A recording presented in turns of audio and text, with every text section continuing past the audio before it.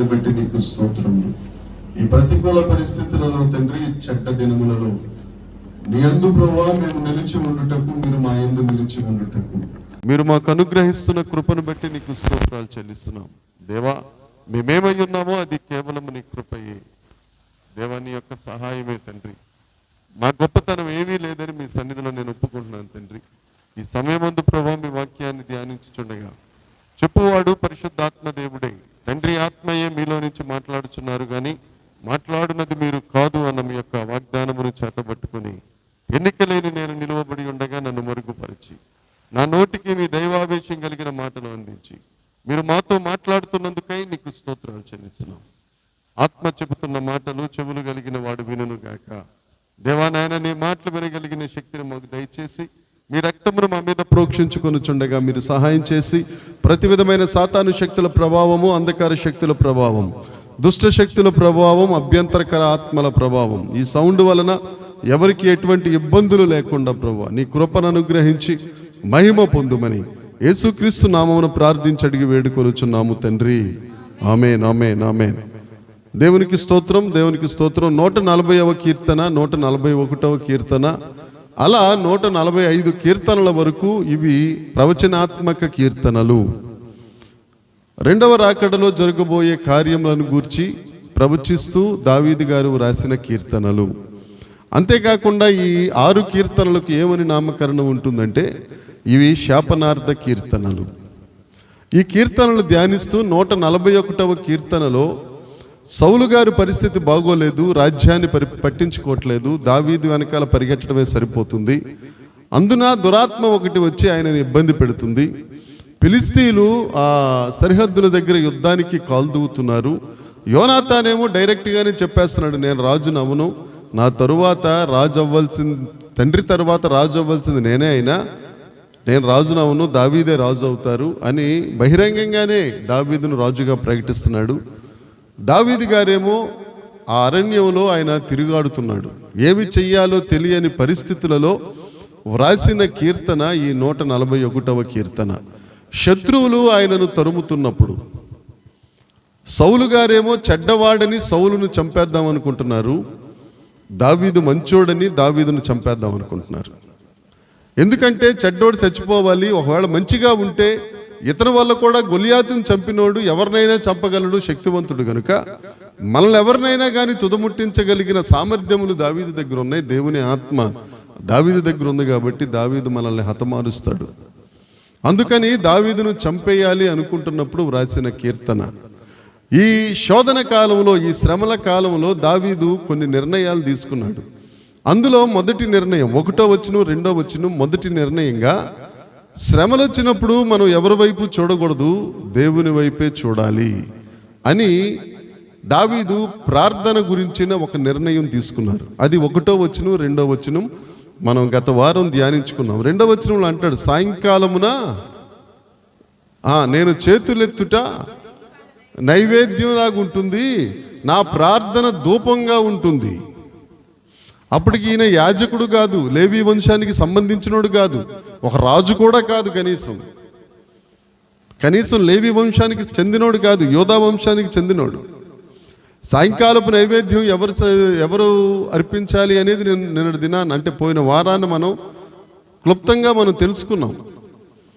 అయితే అహరోను యాజక క్రమము ప్రకారం సాయంకాలపు నైవేద్యాన్ని అర్పించడానికి ఈయనకి అర్హత లేకపోయినా దావీదు తర్వాత 1000 సంవత్సరాలకి యేసుక్రీస్తు ప్రభు వచ్చే ఆ ప్రధాన యాజకుడి క్రమంలో ఆత్మీయ యాజకత్వం చేయటానికి ఈయన అర్హుడు. ఎందుకు అనగా 1వ పేతురు పత్రిక 2వ అధ్యాయం 9వ వచనంలో ఉంటుంది, చీకటి నుండి ఆశ్చర్యకరమైన వెలుగులోనికి ఆయన గుణాతిశయములను ప్రచురపరచుట నిమిత్తం మనలను రాజులుగా యాజకులుగా ఆయన ఏర్పాటు చేసుకున్నాడు. ఆ యాజకత్వంలోనికి వెళ్ళి నేను యేసుక్రీస్తు అనే ప్రధాన యాజకత్వం ప్రకారం నేను ఆత్మీయ యాజకత్వం చేయగలను. మోషేకు సినాయి పర్వతము మీద ఇచ్చిన దేవుడిచ్చిన అర్పణలు, ఆ అర్పణల క్రమం అర్పించడానికి దావీదుకు అర్హత లేకపోయినా హృదయార్పణ అర్పించడానికి దావీదుకు అర్పణ అవకాశం ఉంది. కాబట్టి నేను హృదయముకు సంబంధించిన అర్పణలు. అందుకనే 51వ కీర్తన 16-17 వచనాల్లో ఏముంటుంది, విరిగి నలిగిన హృదయం నీకు ఇష్టమైన అర్పణలు, దహన బలుల కంటే విరిగి నలిగిన హృదయాన్ని నేను అర్పిస్తాను ప్రభు అని 51వ కీర్తనలోనే దావీదు గారు రాశారు కదా. ఆ సందర్భాన్ని పట్టుకుని ఈయన నా ప్రార్థన ధూపముగా నేను చేతులెత్తుట సాయంకాలపు నైవేద్యంగా ఉంటుంది ప్రభువా అని చెబుతూ మొదటి నిర్ణయం దేవుడి దగ్గరికే వెళ్ళాలి అని తీసుకున్నారు. రెండవ నిర్ణయం 3వ వచనం 4వ వచనం ఏమని తీసుకున్నారు? నేను నోటికి కళ్ళెం పెట్టుకుంటాను. రెండవ నిర్ణయం కాపు పెట్టుకుంటాను. నేను ప్రార్థన చేస్తే సరిపోదు ప్రభువా, నీకు అర్పణలు అర్పిస్తే సరిపోదు. నా రెండవ నిర్ణయం ఏంటంటే నేను ఎక్కువ తక్కువ మాట్లాడరాదు. 4వ వచనంలో ఉంటుంది 3వ నిర్ణయం. నేను దుర్నీతి కార్యములలో నేను చొరబడను. ప్రార్థన చేయకుండా నోటికి కళ్ళెం పెట్టుకుని ఎక్కువ తక్కువ మాట్లాడకుండా ఉండటం కాదు, నా హృదయాన్ని నేను భద్రపరుచుకుంటాను. 4వది వారి రుచి కలిగిన పదార్థములకు నేను ఉంటాను. ఎందుకు అని అంటేనండి, ఎందుకు రుచి కలిగిన పదార్థాలు?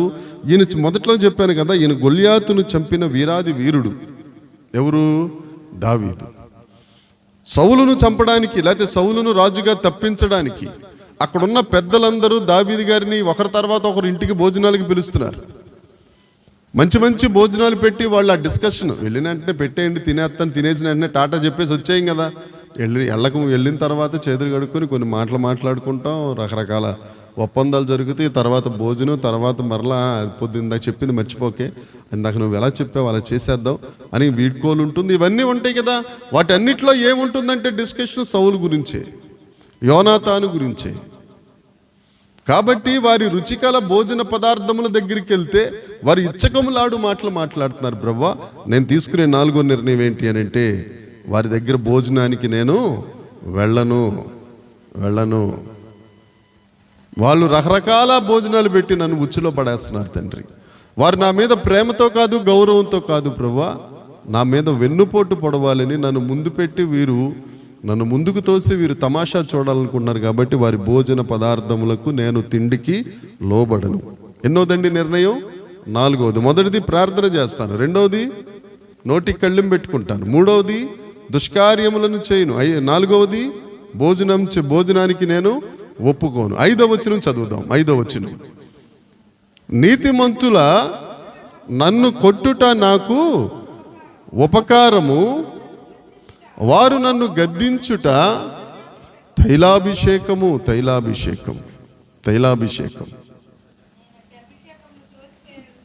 నేను అట్టి అభిషేకమును త్రోసివేయను. 5వ నిర్ణయం ఏం చేస్తున్నాడు? నీతిమంతులు ఒకవేళ నన్ను గద్దిస్తే అది నేను అభిషేకంగా భావిస్తాను. దేవునికి స్తోత్రం, హల్లెలూయా. ఈ ఐదవ నిర్ణయం చాలా ప్రాముఖ్యమైంది. దావీదే అభిషక్తుడు కదా. దావీదు అప్పటికి అభిషక్తుడే కదండి. సౌలు దగ్గరికి వచ్చేసరికే దావీదు అనాయింటెడ్, అభిషక్తుడు. ఈ అభిషక్తుడు ఏమంటున్నాడు? నీతిమంతులు నన్ను కొట్టుట నాకు ఉపకారం, మంచిది, నీతిమంతులు నన్ను కొట్టాలి. ఇప్పటికే ఈయన శోధనలో ఉన్నాడు, శ్రమలలో ఉన్నాడు. గత శుక్రవారం కూడా మనం మాట్లాడుకున్నాం, ఎప్పుడైతే శ్రమలు వస్తాయో మనం శోధించబడతాము. దేవుడైతే ఇంటెన్షనల్గా మనలను శోధించాడు. మీకు యేసుక్రీస్తు గుణాతిశయములు ఈ వారం కాక అంతకు ముందు వారం మనం ధ్యానిస్తూ సమస్తమును జరిగించువాడు అనే మాట మనం ధ్యానించుకున్నాం. ఎంతమందికి గుర్తుందో? యెషయా గ్రంథము 44వ అధ్యాయము 24వ వచనం ఉంటుంది. ఆయన సమస్తమును జరిగించే దేవుడు, ఆ సమస్తమును జరిగించువాడు అని రాస్తూ నేను కీడును చేయువాడను, కీడును కలుగజేసిన వాడను కూడా నేనే అని అంటే కీడు అనే ఓల్డ్ కేజేబీ వెర్షన్, న్యూ కేజేబీ వెర్షన్ కాదు, ఓల్డ్ కేజేబీ వెర్షన్. మన దగ్గర ఎవరి దగ్గర ఇంగ్లీష్ బైబిల్ ఉండదు కాబట్టి నేను అది రెఫరెన్స్ అడగట్లేదు. ఓల్డ్ కేజేబీ వెర్షన్ రిఫర్ చేస్తే దాంట్లో ఐ మేడ్ ఈవిల్ అని ఉంటుంది. ఐ మేడ్ ఈవిల్ అంటే ఏంటంటే అర్థం, నేను ఈవిల్ని తయారు చేశాను. ఆ మాట చెప్పడానికే కొద్దిగా ఇబ్బందిగా ఉంటుంది. దాని అర్థం అది. దాని వలన చాలా కాంట్రవర్సీ అయిపోయింది బైబిల్. మనం పట్టించుకోం కానీ పట్టించుకునే వాళ్ళు చాలామంది ఉంటారు. ఒక ఆయన ఈ మధ్యన ఒక రీల్ చూశాను నేను. యేసుక్రీస్తు అంత ప్రధాన పాపి మరొకడు లేడని స్టేట్మెంట్ ఇచ్చేసాడు ఒక సన్యాసి. సన్నాసి అనకూడదండి, ఏదో జారిపోయిన నోటు మాట. ఎందుకు అని అడిగితే, ఆ వ్యభిచారం చేసిన స్త్రీ యోహాను సువార్త 8వ అధ్యాయంలో ఉంటుంది కదా. వ్యభిచారంలో పట్టబడిన స్త్రీ యేసుక్రీస్తు ప్రభు దగ్గరికి వచ్చినప్పుడు వాళ్ళందరూ రాళ్ళు పట్టుకొస్తారు కదా. అప్పుడు యేసుక్రీస్తు ప్రభు ఒక మాట అంటారు, ఏమని? మీలో ఎవడైనా తప్పు చేయకపోతే అప్పుడు రాయిసరండి అని అంటారు. వాళ్ళు ఏం చేస్తారు? రాయిసరకుండా వెళ్ళిపోతారు.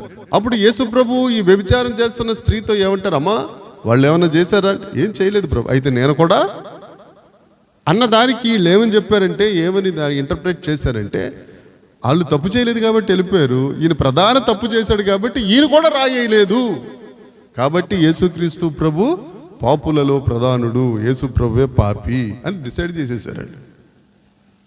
యేసు ప్రభువే పాపి అని. ఏమండి, ఆయనకి ఏం చెప్పాలి? ఇంకా దేంతో కొడితే ఆయనకి బుద్ధి వస్తుంది? యేసు ప్రభు పాపి అట. ఈ దావీదును కూడా ఎందుకు చెప్తున్నాను అంటే, ఇదంతా ఈ దావీదును కూడా వారు రకరకాల కష్టాలు పెడుతుంటే ఈయనంటాడు, నీతిమంతులు నన్ను కొట్టుట నాకు ఉపకారము, వారు నన్ను కొట్టుట నాకు తైలాభిషేకము. దేవుడు కీడు చేయడండి. ఎప్పుడన్నా అవకాశం మీకు చాలాసార్లు గుర్తు చేయండి అంటారు, కానీ పాపం మీరు చాలా మంచోళ్ళు, నాకు గుర్తు చేయరు. ఆ వచ్చిన 44-24 గుర్తు పెట్టుకుని దేవుడు కీడు చేస్తాడా? ఈ మేడ్ ఈవిల్ మనందరం తెలుసుకోవాల్సిన మాటలు కాదు. ఇప్పుడు నాకు ఇది సందర్భం కాదు కాబట్టి నేను దాంట్లోకి వెళ్ళను. దేవదూతలు కూడా ఈవిల్ చేయలేదం. ఆఖరి ఈవెన్ లూసిఫర్ కూడా మంచోడే. వాడు కొంతకాలం అక్కడ ఉండి దేవుడిచ్చిన ఆధిక్యతను బట్టి వాడి హృదయంలో రకరకాల ఆలోచనలు పుట్టి తప్పు ప్రవేశించింది. దేని అవకాశం ఉంటే మనం ఎక్కడన్నా కాటేజ్ ప్రేయర్లు, లైవ్లో వద్దులేండి, కాటేజ్ ప్రేయర్లు దీని గురించి మనం మాట్లాడుకుందాం. ఏమండి, శ్రమలు వచ్చినప్పుడు, కష్టాలు వచ్చినప్పుడు మనం శోధించబడతాం. అరే, ఎందుకు వస్తున్నాయి నాకు ఈ కష్టాలు, ఎందుకు వస్తున్నాయి నాకే ఎందుకని? నేను ఇంత ప్రార్థన చేస్తున్నాను, ఇంత వాక్యం ధ్యానిస్తున్నాను, గైకొంటున్నాను, వాక్య మార్గాన్ని నడుస్తున్నాను, ఇన్ని చేస్తున్నాను, ప్రతిదానికి యేసు రక్తం అంటున్నాను, అయినా నాకు ఎందుకు ఈ కష్టాలు అని వచ్చినప్పుడే వాక్యం కూడా నీకు గద్దింపు వాక్యమే వస్తుంది. నువ్వు ఆ కష్టంలో ఉన్నప్పుడు, శ్రమల్లో ఉన్నప్పుడు. ఇక్కడ దావీదు అంటాడు, నీతిమంతుడు నన్ను, వాక్యం ఏం చెప్తుంది? నీతిమంతుడు ఒక్కడు కూడా లేడు. నీతిమంతుడు ఒక్కడో లేడు. ఎవరు నీతిమంతుడు? దేవుడే నీతిమంతుడు. ఆమేన్. దేవుడే నీతిమంతుడు. దేవుని నోట నుండి వచ్చు వాక్యే నీతి కలిగినది. ఆ వాక్యే మనల్ని దండిస్తూ ఉంటుంది, ఆ వాక్కు మనల్ని దిద్దుతూ ఉంటుంది, ఆ వాక్కు షేప్లెస్ అయిపోయిన మనలను షేప్లోనికి తీసుకొస్తుంది, ఆ వాక్కు నిరాకారమైపోయిన మనకు ఆకారాన్ని తీసుకొస్తుంది. మిమ్మల్ని ఎవరైనా పుసుకున త్రిత్వం ఎక్కడుందండి? బైబిల్లో ఎక్కడుందో చూపించండి అంటే ఎక్కడ చూపిస్తారు మీరు? త్రిత్వము, తండ్రి, కుమార, పరిశుద్ధాత్మ దేవుడు ఒక మాటలో ఎక్కడుంది? ఆదికాండం ఎక్కడ? 18వ అధ్యాయం వెళ్ళిపోయారు మీరు. ఆదికాండం 1వ అధ్యాయం 1వ వచనం చదవండి అమ్మా. దానికి కూడా తీసేస్తున్నారు బాబు. ఆది యందు దేవుడు భూమి ఆకాశములను, ఆది యందు దేవుడు తెలుగులో, ఇన్ ద బిగినింగ్ ఎలోహీం ఇంగ్లీష్లో, in the beginning Elohim. Elohim అని అంటే బహువచనము. దాన్ని ఇంగ్లీష్లో ఏమంటారు? బహువచనాన్ని. దేవుడు, దేవుళ్ళు. దేవుడు అని అంటే ఎల్ అంటే దేవుడు. ఎలోహీం అంటే దేవుళ్ళు. ఎవరు దేవుళ్ళు? 26వ వచనం ఉంటుంది, 1వ అధ్యాయం 20వ వచనం. మన పోలికలో. ఎవరి పోలికలో? ఆ ఎలోహీం పోలికలో. ఎలోహీం అంటే తండ్రి, కుమార, దేవుడు ఆది యందు తెలుగులో. అసలు మామూలుగా మాట్లాడంటే దేవుళ్ళు ఆది యందు భూమి ఆకాశములను సృజించిరి. Very simple. ఏంటి అని అంటే మనం చదువుకోవడమే, ఏరుకోవడమే. అయితే ఎటుపోయినా ఇక పోకూడదు కదా. నీతిమంతులు నన్ను కొట్టుట నాకు ఉపకారం. ఎవరు నీతిమంతుడు? దేవుడు ఒక్కడే. దేవుని వాక్కు ఒక్కటే నీతి కలిగినది. ఆ వాక్కు మనల్ని సరిచేస్తున్నప్పుడు మనం సరి చేసుకోవాలి. లేదు అని అంటే మరలా ఈ దావీదు గారు రాస్తారు, దిద్దుబాటు నాకు నీకు అసహ్యం కదా. వాక్యం మనల్ని సరి చేస్తున్నప్పుడు మనం సరి చేసుకోవాలండి. సరి చేసుకోకపోతే ఏమండి, ఎప్పుడన్నా చాలా ఉన్నాయి చెప్పాలంటే, దేవుడు 7 రోజుల్లోనే 6 రోజుల్లోనే సృష్టి చేసి 7వ రోజే ఎందుకు నిద్రపోయాడండి? ఎందుకు నిద్రపోయాడు? 6 రోజుల్లోనే సృష్టి ఎందుకు చేయాలి? 16 రోజుల్లో చేయొచ్చు కదా. ముందు వెలుగే ఎందుకు చేయాలి? సూర్యుడిని చేస్తే వెలుగైపోతాడు కదా అనేది దిస్ ఈజ్ ద ప్లాన్. 6 రోజులే ఎందుకు? 7వ రోజు విశ్రాంతి అంటే ఏంటి? 6000 సంవత్సరాలకి కావాల్సిన ప్లానింగ్ దేవుడు చేశాడు. 6000 సంవత్సరాలు చేసుకుంటే 2050 కల్లా 6000 సంవత్సరాలు పూర్తయిపోతాయి. Matter of 14 years. ఇంకా దిద్దుకుంటారా? ఆయన హత్తుకుంటాడు. ఇంకా కొద్దిగా టైం ఉందలే, 14 సంవత్సరాలు అంటే ఏం చెప్పగలం? చికెన్ తెచ్చుకుందామని వెళ్తున్నాడు పాపం పిల్లోడు. చికెన్ లేదు, ఏమి లేదు. ఇప్పుడు చికెన్ కాదు, 3, 4, 5 నెలలు 6 నెలలు చికెన్ వాసన కనపడకూడదు ఆయనకి. ఏమా కదా. ఏ నిమిషాన్న ఏమవుద్దో మనకు తెలీదు. అందుకనే నీతిమంతులు నన్ను కొట్టుట నాకు ఉపకారం, వారు గద్దించుట తైలాభిషేకం. సామెతల గ్రంథం 9వ అధ్యాయం. సామెతల గ్రంథం 9వ అధ్యాయం 8వ వచనం, 9వ వచనం, 10వ వచనం చూడమ్మా. సామెతలు ఏం మేతలు? సామెతలు మేతలు కాదు. సామెతలు 9వ అధ్యాయం. అపహాసకుని గద్దించొద్దండి.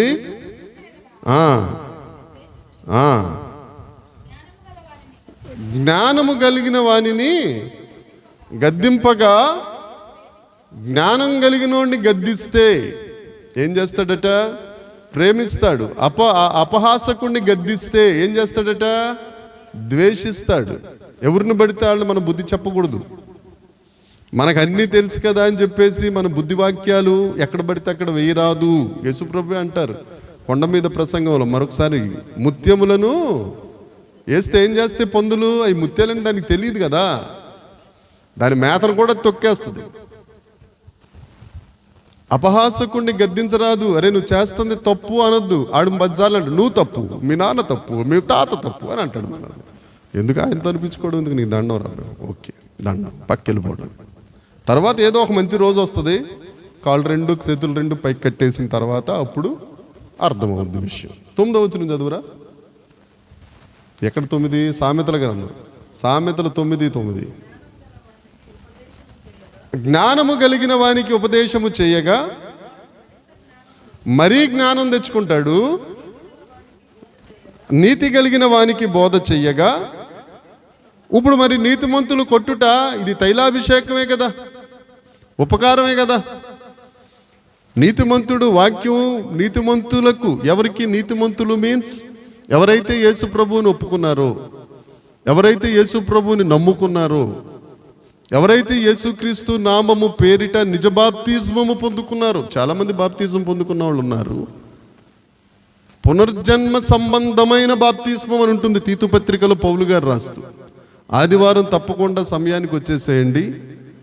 పూజాక్రమము, క్రైస్తవ పూజాక్రమము ఎలా ఉంటుంది? హైందవ పూజాక్రమం మనందరికీ తెలుసు కదా. వారు పుణ్యస్నానం చేస్తారు. ఏమండి? కదలి ఫలం అనగా తెలీదా? అరటిపండు పెడతారు.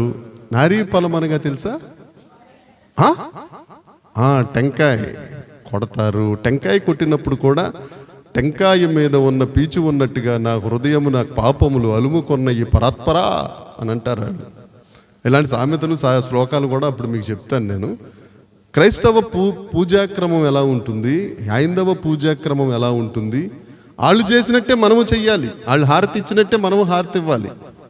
వాళ్ళు నారీ ఫలం కొట్టినట్టుగా మనం కూడా కొట్టాలి, వాళ్ళు కదలీ ఫలం పెట్టినట్టు మనము పెట్టాలి, వాళ్ళు పుణ్యస్నానం చేసినట్టు చెయ్యాలి. కాకపోతే అర్థాలు వేరు. మన ఎన్ని కాపీ కొట్టి వాళ్ళ క్రమాన్ని తయారు చేసుకున్నారు. శివరాఖరికి గంట కొడతారు వాళ్ళు, టింగ్ టింగ్ టింగ్ టింగ్ అని పూజ అయిపోయిందని. మనం కూడా గంట కార్యక్రమం ఉంది మనకు కూడా. అది గంట చెప్తే కానీ గంట కార్యక్రమం రాదు. ఆదివారం వచ్చేయండి, నేర్చుకోండి. ఎందుకంటే మనకు తెలియాలి కొన్ని. ఏమండి, ఆ పూజాక్రమంలో నడుస్తున్నప్పుడు, ఆ నీతిమంతులుగా మనం ఉన్నప్పుడు, ఆ నీతిమంతుడికి నీతి కలిగిన మార్గం. అందుకే 23వ కీర్తనలు అంటాడు, నా ప్రాణమును నీవు సేద తీర్చావు. తర్వాత నీతి మార్గమున నీవు నన్ను, నీతి మార్గాన్ని నడిపిస్తున్నావు అంటే డూస్ డొనాట్స్ ఉంటాయి కొన్ని. నువ్వు ఇలా నడవాలి, ఇలా నడవకూడదు. నడితే ఏం జరుగుతుంది? 2 తగులుతాయి, మళ్ళీ మనం ఇటు వస్తాం. బుద్ధిహీనుడికి తగిలి అనుకో, నువ్వెవడవు నన్ను అనడానికి, నువ్వెవడవి అని అంటారు. ఆ తర్వాత ఆ ఎవడివి అన్న వెంటనే గాఢాంధకారపు లోయ రెడీగా ఉంటుంది. ఆ తర్వాత ఆకూర లోయ రెడీగా ఉంటుంది. ఆ తర్వాత సూది బెజ్జపు లోయ ఉంటుంది. ఆ తర్వాత బాకా లోయ ఉంటుంది. ఈ లోయలన్నీ దాటేసరికి కాళ్ళు ఇరిగిపోతాయి. ఇక నడవలేదు. అందుకని దీపం ఉండగానే ఇల్లు చక్కబెట్టుకోవాలి. 10వ వచనం చదవరా, సామెతలు 9:10. యెహోవా యందు భయభక్తులు కలిగి దేవునికి స్తోత్రం. చివరాఖరికి తేలిన ఫలితార్థం ఏమనగా, యెహోవా యందు భయభక్తులు కలిగి ఉండుట జ్ఞానమునకు మూలం.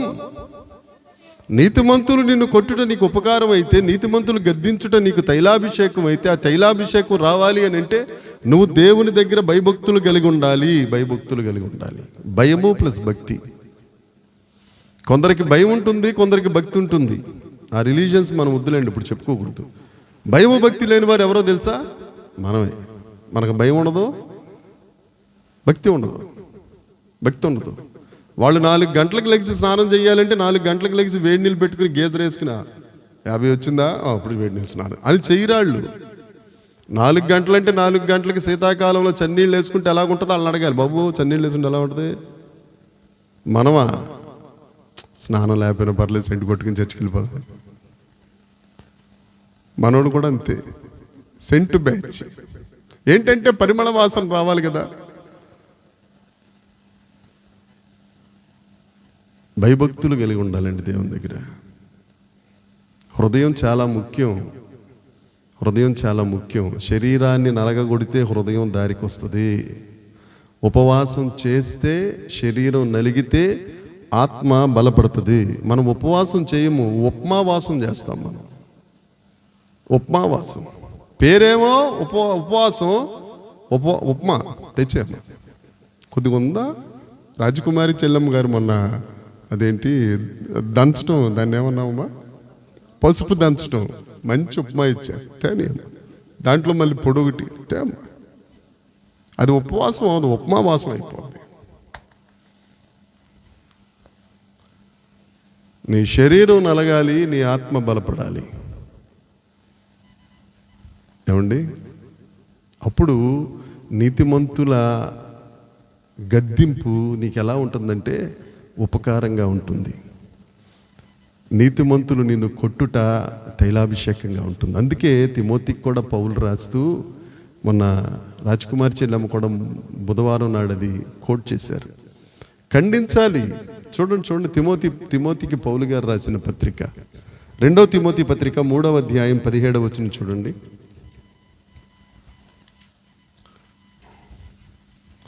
తిమోతి పత్రిక 2వ తిమోతి పత్రిక 3వ అధ్యాయము 17వ వచనం చూడండి అమ్మా.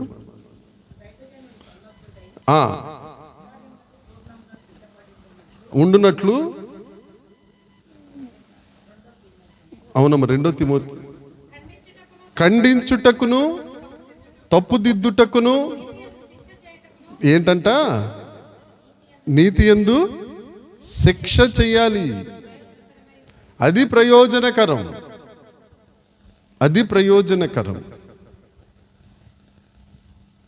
1 తిమోతి పత్రిక, 2వ తిమోతి పత్రిక, తీతు పత్రికలలో 5 ప్రయోజనకరమైనవి ఉన్నాయండి.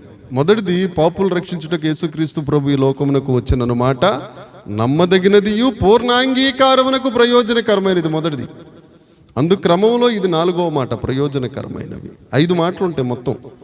తీతు పత్రికలో 1, 2 తిమోతిలో 2, 1 తిమోతిలో 2 ఉంటాయి. పూర్ణాంగీకారమునకు ప్రయోజనకరానికి. నీతి యందు శిక్ష చేయాలి, ఖండించాలి, బుద్ధి చెప్పాలి. బుద్ధి చెప్పాలి అని అంటే మిమ్మల్ని బాధించడానికి కాదు, మీరు బోధపడడానికి. ఎందుకు అని అంటే నీతిమంతుల దగ్గర విశేష జ్ఞానం ఉంటుంది అని 119వ కీర్తన 100వ వచనంలో ఉంటుంది. ఒకసారి చూడండి. 119వ కీర్తన. నీతిమంతులు కొట్టుట మనకు కిరీటం. కీర్తన 119, 99, 100, 125 చదివేండి అమ్మా తొందరగా. నేను నీ శాసనాల్ని ధ్యానించడానికి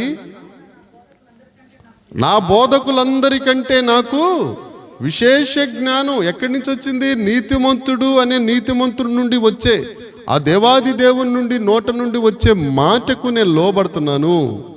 దేవుడు ఇలా చెయ్యి అంటున్నాడు. వాగ్దానాల మీద కాదండి, ఆజ్ఞల మీద మన ఆత్మీయ గృహాన్ని కట్టుకోవాలి. వాగ్దానాలు ఎందుకు పనికొస్తాయంటే ఆత్మీయంగా అభివృద్ధి చెందడానికి. నువ్వు కట్టబడాలి అని అంటే మాత్రం ఆజ్ఞలు ఉండాలి. ఆజ్ఞలు వద్దండి, నాకు వాగ్దానాలు చాలండి అని అంటే నీ గృహం కట్టబడదు, అసలు కట్టబడదు. అందుకని యేసుక్రీస్తు ప్రభు కొండ మీద ప్రసంగం చెప్తూ మత్తయి సువార్త 7వ అధ్యాయం ఆఖరి వచనంలో అంటాడు, ఈయన ఆ మాటలు విని, ఆ మాటల మీద పునాది వేసుకున్నవాడు బండ మీద పునాది వేసినట్టు ఉంటాడు. వరదలు వచ్చెను, వాన వచ్చెను, ఇంకా 3వది ఉంది, వరద, వాన, గాలి 3 వచ్చినాయి. కానీ ఆ ఇల్లు మాత్రం నిలబడడు. దేని మీద నిలబడింది? అది పునాది. ఎవరా పునాది? యేసుబాబు. యేసుబాబు అంటే వాక్యము, ఆజ్ఞలు, వాగ్దానాలు. నువ్వు అభివృద్ధి చెందుతావు, ఆజ్ఞలు నీ బతుకు నువ్వు కట్టుకుంటావు. ఆ శాసనములు వినుట వలన నాకు విశేష జ్ఞానం. 100 వచ్చినవమ్మా. నీ ఉపదేశములు, నీ ఆజ్ఞలను, లేకపోతే నీ యొక్క నీతిమంతుడా నీ మాటలను లక్ష్యం చేస్తున్నాను. కావున వృద్ధుల కంటే నాకు, వృద్ధుల దగ్గర ఏముంటుందండి? అనుభవ జ్ఞానం ఉంటుంది. వాళ్ళ మించిన జ్ఞానం ఎక్కడి నుంచి వస్తుంది అని అంటే వాక్యమే. సౌలు దగ్గరికి వెళ్ళారు. వృద్ధుడైన సమూయేలు గారు చెప్పారు, బాబు దేవుడు ఇలా చెప్తున్నాడు, సౌలా నువ్వు అమోరీలను నాశనం చేసిరా, సర్వనాశనం చేసిరా అని అంటే విన్నాడా? వినలేదు. ఏమైపోయాడు? చేతిలో శత్రువుల్ని చంపడానికి దేవుడు అనాయింట్ చేశాడండి, అభిషేకించాడు సౌలుని కదా. శత్రువుల చేతిలో చచ్చిపోయిన రెహాబాం, సొలొమోను కొడుకు. పెద్దలు వెళ్ళి చెప్పారు, బాబు రెహాబాం నువ్వు చిన్న వయసులో ఉన్నావు, ఇలా చెయ్యి. ఆ ఇజ్రాయేలీల పెద్దలను కొంతమందిని నువ్వు మంచి మాటలు చెప్పి నీ క్యాబినెట్లో, నీ మినిస్ట్రీలో కొంత మంత్రులు ఇవ్వాళ్ళకి అని అంటే మీరు నాకే చెప్పడం ఏంటి? పెద్దలను తృణీకరించాడు. తొంటరుల ఆలోచన శిరసా వహించాడు. ఒక రాజ్యం 2గా అయిపోయింది. ఇప్పటికీ విభాగింపబడిన, ఎవరి ద్వారా విభాగింపబడింది అని అంటే విగ్రహారాధన భయంకరంగా ఎవరి ద్వారా వచ్చింది అని అంటే రెహాబాం. ఎందుకో తెలుసండి?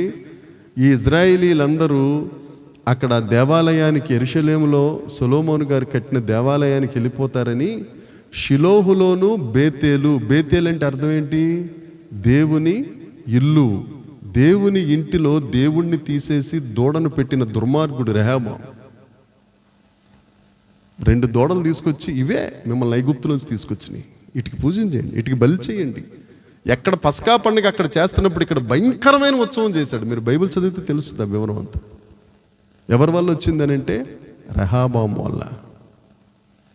రెహాబాం. సౌలు భ్రష్టుడైపోయాడు. కర్ణపిచాచి దగ్గరికి వెళ్ళాడు. కర్ణపిచాచి దగ్గరికి వెళ్ళిన తరువాత వచ్చింది సమూయేలేనా? కర్ణపిచాచి సమూయేలుని పైకి తీసుకొచ్చిందా?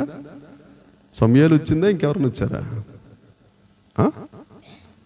కర్ణపిచాచి భూమిలో నుండి, పాతాళంలో నుండి సౌలు గారు అడిగితే రా అని అంటే ఒక ఆయన పైకి వచ్చాడు, పెద్ద ఆయన వచ్చాడా? ఆయన సమూయేలా? ఇంకెవరన్నానా? సమూయేలా? మీకు వాక్యం చెప్తాను ఒకసారి, అది సమూయేలా ఇంకెవరైనా? ఇదే రాంగ్ డిసెప్షన్స్ అంటారు వీటిని. దాని వెనకాల ఉన్నది మనం ఆలోచించాలి. ఎవరు? ఎందుకు భయపడదు? కర్ణ పిచ్చాచి వీడు దేవతల వలె ఉన్నాడని ఉంటుంది అక్కడ, చదవండి మీరు ఇంటికి వెళ్ళిన తర్వాత. ఆ అది మొదటి సమూయేలు గ్రంథం 21 ఉంటుంది. ఇంటికి వెళ్ళిన తర్వాత చదవండి. వస్తున్నప్పుడు సమూయేలే అంటది, తర్వాత ఈ దేవతలను పోలు ఉన్నాడని భయపడిపోతుంది ఆవిడ. అక్కడ క్లియర్గా రాసి ఉంటుంది. 1కి 10 సార్లు చదవండి, మీకు అర్థం అవుద్ది. దేవుడు మీతో మాట్లాడును గాక. ఆమేన్. సమూయేలు ఎలా వస్తాడు? సమూయేలు అక్కడ పాతాళంలో నెమ్మది కలిగిన స్థలంలో ఉన్నాడు కదా, సాతాను విడిచిపెడతాడు అతన్ని? ఎట్లా వస్తాడు? సరే, ఓకే, మనం డివేట్ అవ్వకూడదు. పాపాత్మురాలు యేసుక్రీస్తు ప్రభు పాదాల దగ్గరికి వెళ్ళింది. ఏమండి, ఏ పాదాల దగ్గరే ఎందుకు పగలగొట్టవలసి వచ్చింది అని అంటే, ఆ తూర్పు దేశంలో ఇప్పటికీ ఉన్న ఆనవాయితీ ఏంటి అని అంటే, ఒక గెస్ట్ మన ఇంటికి వచ్చినప్పుడు ఆయన పాదాలు కడగాలి. కడిగి ఇవన్నీ చేస్తున్నప్పుడు సీమోను పరిసయ్యుడు చూస్తున్నాడు. యేసుక్రీస్తు ప్రభు అన్నాడు, నేను ఇంటికి వచ్చాను, నువ్వు నా కాళ్ళకి నీళ్ళు ఇచ్చావా? నా కాళ్ళు ముద్దు పెట్టుకున్నావా? నన్ను ముద్దు పెట్టుకున్నావా? నన్ను కౌగిలించుకున్నావా? ఈవిడవన్నీ చేస్తుంది అన్నప్పుడు సీమోను ఏమన్నా మాట్లాడా? పరిసయ్యుడు ఏమన్నా మాట్లాడా? ఒక్క మాట అన్నాడా? అతను పరిసయ్యుడు. అప్పటికే పరిసయ్యుడు. ఏ పరిసయ్యుడు తెలుసండి? బోధకుడి దగ్గరికి వచ్చి, బోధకుడా, ఆజ్ఞల్లో మంచి ఆజ్ఞలు ఏంటో చెప్పు అని అంటే, మంచి ఆజ్ఞలు ఏముంది? 2 ఆజ్ఞలు. అందులో ఒకటి, నీ పూర్ణ హృదయంతో, పూర్ణాత్మతో, పూర్ణ శక్తితో దేవుణ్ణి ప్రేమించు. 2వది, నిన్ను వలె నీ పొరుగు వారిని ప్రేమించు. అంటే ఉత్తమమైన మాట చెప్పావు. ఇది దహన బలుల కంటే శ్రేష్టమైన మాట అన్నాడే ఆయనైనా. వాళ్ళ ఇంటికి వెళ్ళి అంత ధర్మశాస్త్రం తెలిసినాడు, నువ్వు నాకు ఇచ్చావా? ఈ అమ్మాయి ఇచ్చింది. నన్ను విస్తారంగా ప్రేమించింది, విస్తార పాపాలు క్షమించబడ్డే సీమోనా అంటే ఒక్క మాట మాట్లాడలేదు. అది నీతిమంతులు కొట్టుట, ఆయనకు తైలాభిషేకం. ఆమేన్. ఎవరైనా కానీ ఇప్పుడు పేతురు 3 సార్లు అక్కడ నాకు తెలియదు అన్నాడు చిన్న పిల్లకి. యేసుప్రభు ఒకసారి చూడగానే ఏమండి గుండె బద్దలైపోయింది కదా. ఆయనకు నీతిమంతుడు అంటే ఒక రకంగా యేసుక్రీస్తు ప్రభు నీతిమంతులో ఉపకారం అంటే చిన్న పాప అన్నదానికి కన్నీరు పెట్టుకుని గుండె బద్దలైపోయి ఏడ్చుకుంటా యేసు ప్రభు దగ్గరికి పరిగెట్టాడు. కానీ నువ్వు నన్ను క్వశ్చన్ చేస్తావా అని చిన్నపిల్లని ఒక్క మాట అనలేదు. అవునండి, అవునా కదా? మనందరికీ తెలిసినవి ఇవన్నీ. దాన్ని బట్టి దావీదు అంటాడు, మరొకసారి 5వ వచనం చదువుదాం, ముందుకెళ్దాం. 5వ వచనం 141. నీతిమంతులు కొట్టుట ఉపకారము, వారు నన్ను గద్దించుట నాకు తైలాభిషేకం. ఆమేన్. పేతురు పెద్ద శిష్యుడా? పౌలు పెద్ద శిష్యుడా?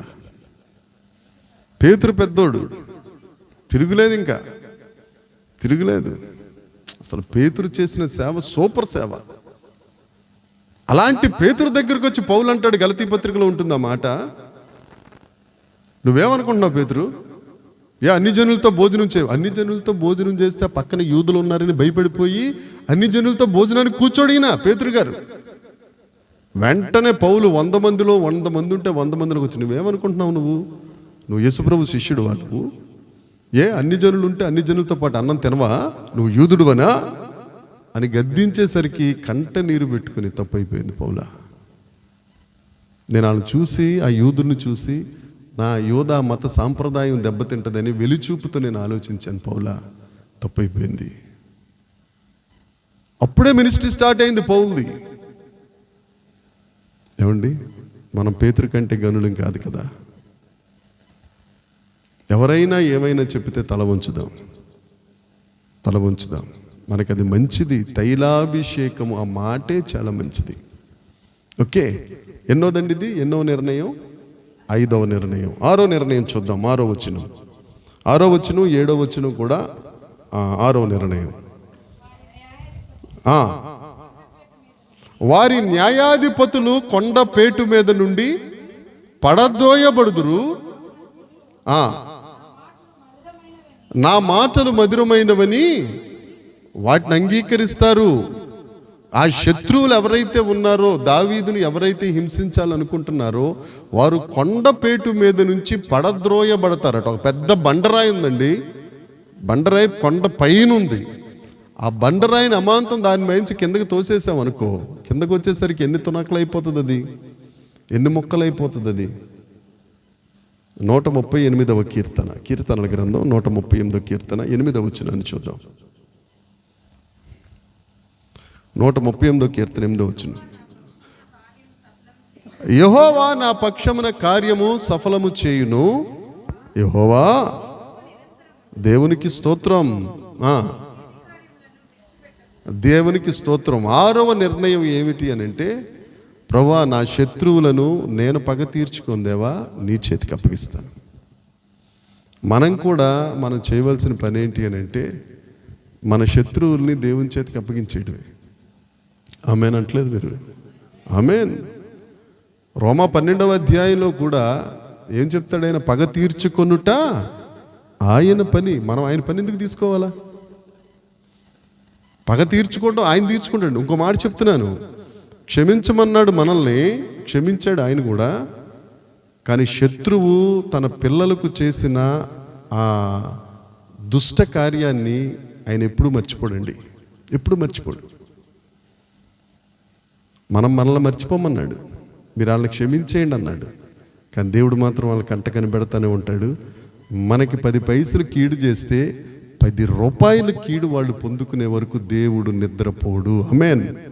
నువ్వైతే ఎంతసేపు చేస్తావు? నువ్వెంత పగ తీర్చుకుంటే, తిడితే ఎంతసేపు తిడతావు? ఈ లోపల నోరు బొంగురిపోద్ది, మంచినీళ్ళు కావాలి, నోరు పిరసకట్టేస్తుంది, ఇవన్నీ వచ్చేస్తాయి.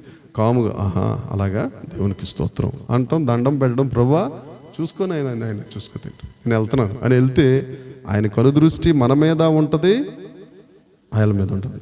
ఒక కీర్తన చెప్తానండి, సగం ఉపకారం చేసేది, సగం శత్రువులకు అపకారం చేసేది. కీర్తనల గ్రంథం 129వ కీర్తన 1 నుంచి 5 వరకు దావీదు గారికి ఉపకారం చేసేది. దావీదు గారి జీవితం ఉంటుంది. 1 నుంచి 5, 129వ కీర్తన. ఎన్ని వచనాలు ఉన్నాయమ్మా? 18 ఉన్నాయా? 8 నిజంగా 8 అయితే 1 నుంచి 5 దావీదు గారికి సంబంధించినవి, 6, 7, 8 శత్రువుకు సంబంధించినవి. ఒకసారి 6 చదవండి.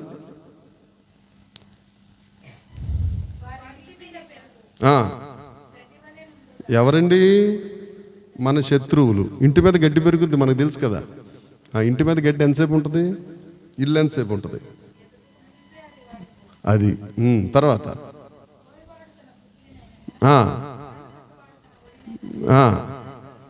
నింపుకోలేడు.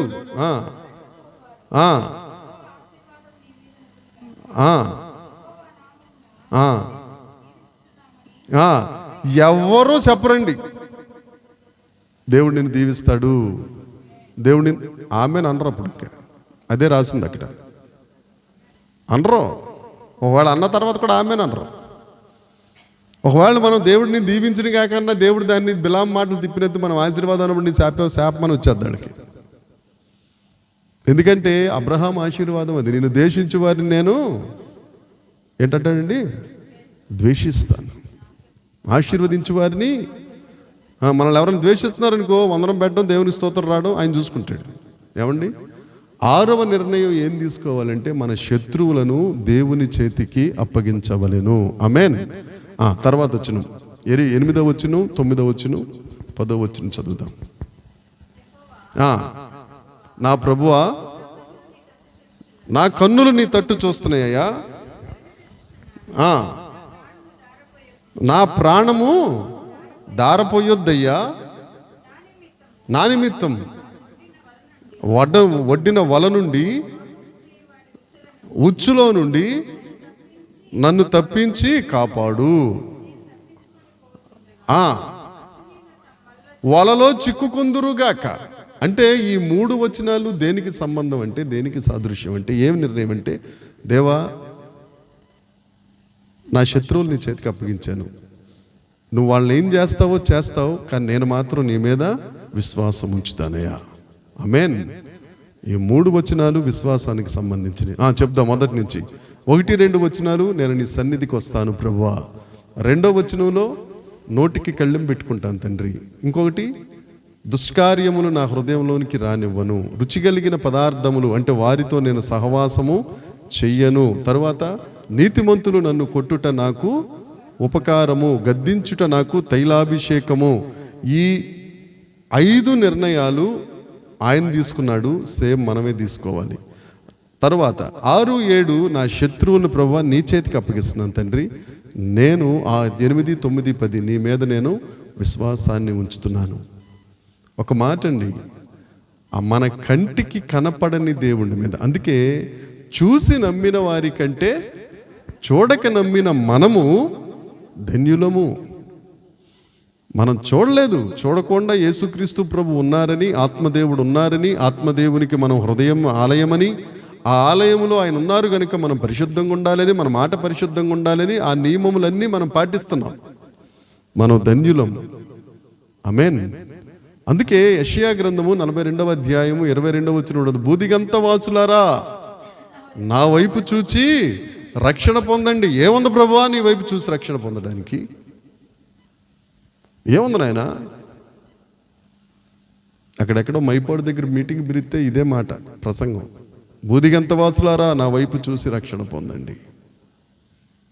20 సార్లు వెళ్ళానండి మళ్ళీ తర్వాత వాళ్ళకి. మొదటిది, ఆయన సర్వశక్తిమంతుడు కాబట్టి ఆయన వైపు చూడాలి, సర్వజ్ఞాని కాబట్టి ఆయన వైపు చూడాలి, సర్వోన్నతుడు కాబట్టి ఆయన వైపు చూడాలి, స్వస్థపరచువాడు కాబట్టి ఆయన వైపు చూడాలి, ఆయన ఒక్కడే దేవుడు కాబట్టి ఆయన వైపు చూడాలి. దేవునికి స్తోత్రం. ఆయన విశ్వాసమునకు కర్తయు దానిని కొనసాగించువాడు కాబట్టి ఆయన వైపు చూడాలి. దేవునికి స్తోత్రం. ఎబ్రీ పత్రిక 12వ అధ్యాయం 1వ వచనం మాట ఏమిటి? ఇంత గొప్ప సాక్షి సమూహము మేఘం వలె మన మీద ఉండగా విశ్వాసమునకు కర్తయు దాన్ని కొనసాగించువాడైన యేసు వైపు చూచుచు సులువుగా చిక్కులు పెట్టు. రాదా అక్కడి నుంచి? చూడండి బైబిల్ ఉంది కదా, ఎబ్రీ పత్రిక 12:1-2 చూద్దాం. తొందరగా తీస్తే ఒక మంచి మాట చెప్పేసి నేను ముగించేస్తానండి.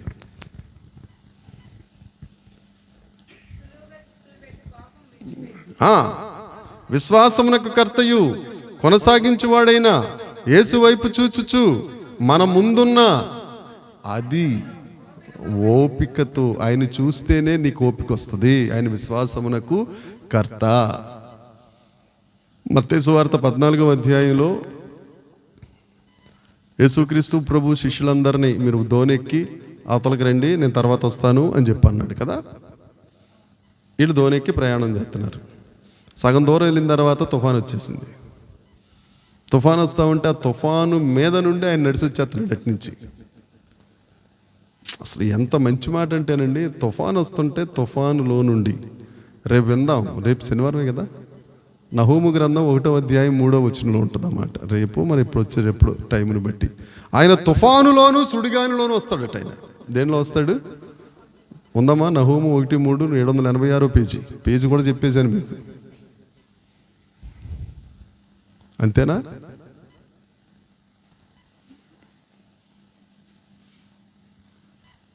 ఇంకా తీస్తా ఇంకంతేనా? 786 కదా, 86 86 786 అంతేనా?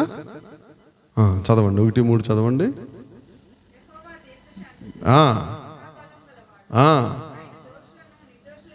ఎంచడో తుఫానులో నుండి సుడిగాలిలో నుండి వస్తాడట ఆయన. ఆయన తుఫాన్లో నడుచుకుంటూ వచ్చేస్తున్నాడు. వీళ్ళు ఏమనుకున్నారు? వీళ్ళు ఏమనుకున్నారమ్మ శిష్యులు? భూతం ఆశీర్వాదం నీ దగ్గరికి వస్తుంటే నువ్వు కూడా అలాగే అనుకుంటావు. వాళ్ళు మన పితరులే కదా. మన దగ్గరికి తుఫాన్లో ఆశీర్వాదం వస్తుంటే భూతం వచ్చేస్తున్నారు అంటాం. తీరా యేసు ప్రభు వచ్చిన తర్వాత పేతురు గారు అన్నారు, వాళ్ళందరూ కాముగా ఉంటే ప్రభు నేను కూడా నువ్వు నీళ్ల మీద నడిచినట్టు నేను కూడా నడుస్తాను. యేసు వైపు చూసినంతసేపు దేని మీద నడిచాడు? అలల మీద నడిచాడు. అలలను చూసినప్పుడు మునిగిపోయాడు. దేవుని యందు ప్రియులారా, తుఫాను వచ్చినప్పుడే మనం దేవుని వైపు చూడాలండి.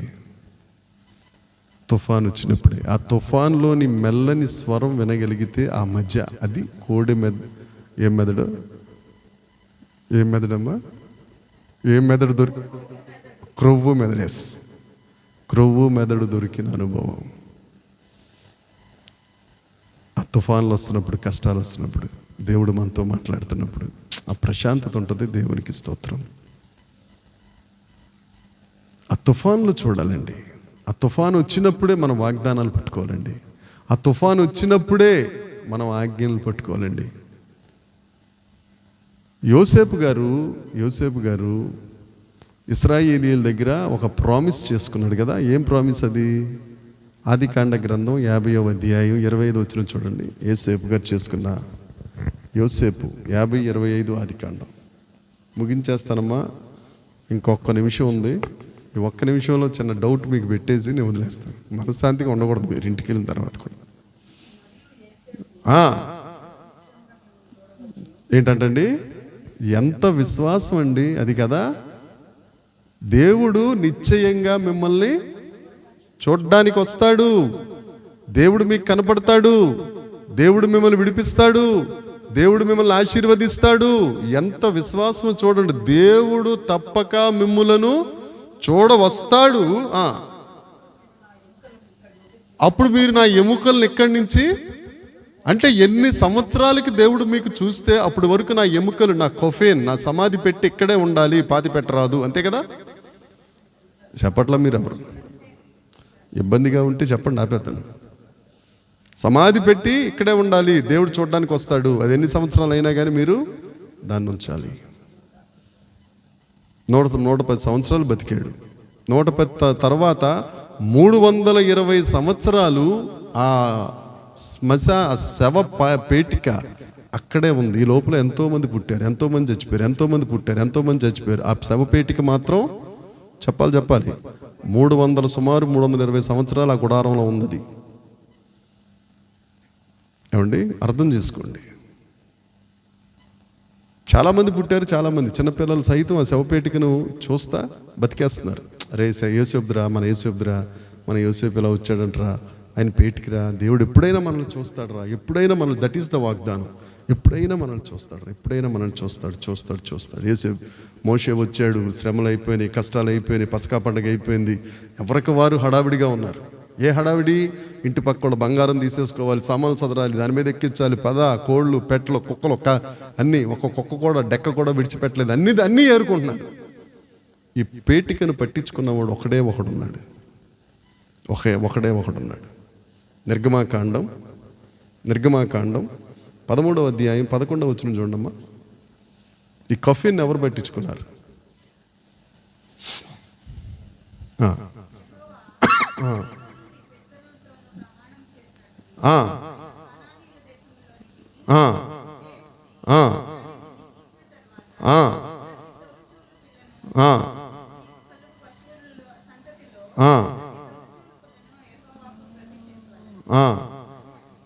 నిర్గమ 13:11 రా.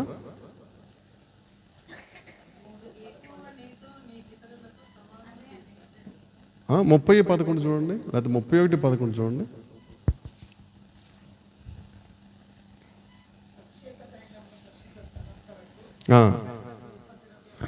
కాదమ్మా, అది 34, అది సుగంధ ద్రవ్యాలు. నేను అది పోస్ట్ చేస్తానులేమ్మా, అది తప్పు రాసుకున్నానేమో. మొత్తానికి మోషే వెళ్ళి ఆ శవపేటికను తీసుకుని ఒక నలుగురిని డ్యూటీ చేశాడు. పలానా వంశపు వారు ఈ శవపేటికను కనాను వరకు మొయ్యాలి. ఏమండి, ఈ ఎండలో, కష్టంలో, నష్టంలో, ఆకల్లో, పగలనక రాత్రనక ఆ శవపేటికను 40 సంవత్సరాలు, ఎన్ని సంవత్సరాలు మోసారండి? దేన్ని మోసారండి? ఈ అరణ్య యాత్ర ఒక రకంగా శవయాత్ర అయిపోయింది. ఈ అరణ్య యాత్ర యోసేపు చెప్పినట్టుగా, నా దేవుడు ఎప్పటికైనా మనల్ని దర్శిస్తాడు, మిమ్మల్ని దీవిస్తాడు, మీ మధ్యకి వస్తాడు అని వాగ్దానము పట్ల విశ్వాస యాత్ర అయింది. అది చాలామంది తిట్టుకుని ఉంటారు. ఏంటిది? చాలామంది బరువుని ఎవడు మోస్తాడు? చాలామంది చాలా మంచి ప్రివిలేజ్ రా ఈ ఎముకలు మనం మోయటం పితరుడిది. కొంతమంది పాజిటివ్గా ఆలోచించారు, కొంతమంది నెగిటివ్గా ఆలోచించారు. ఇదంతా ఎవరు చూస్తున్నారు? పైనుండి చూస్తున్నాడు కదా. ప్రతి హృదయమును నువ్వు వాగ్దానమును దేవుడు నీకు 1220 వాగ్దానాలు బైబిల్లో ఉంచాడు. 1220 నువ్వు ఎలా చూస్తున్నావు? వాళ్ళు భుజాల మీద పెట్టుకుని హెబ్రీ పత్రిక 11:22 ఉంటుందండి. హెబ్రీ పత్రిక 11:22.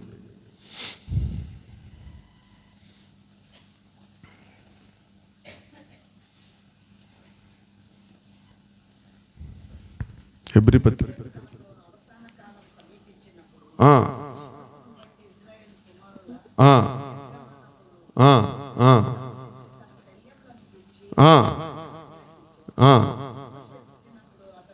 చాలమ్మా.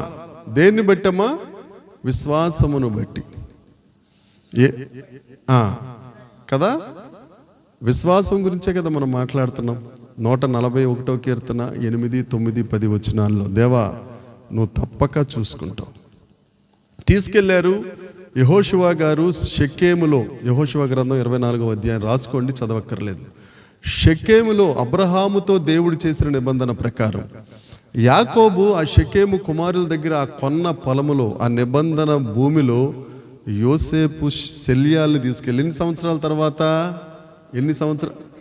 కాదు 40 సంవత్సరాల యాత్ర, 360 సంవత్సరాల తర్వాత ఈ ఎముకలు వాగ్దానమును స్వతంత్రించుకున్నాయి. ఆమేన్, ఆమేన్. ఇది పాత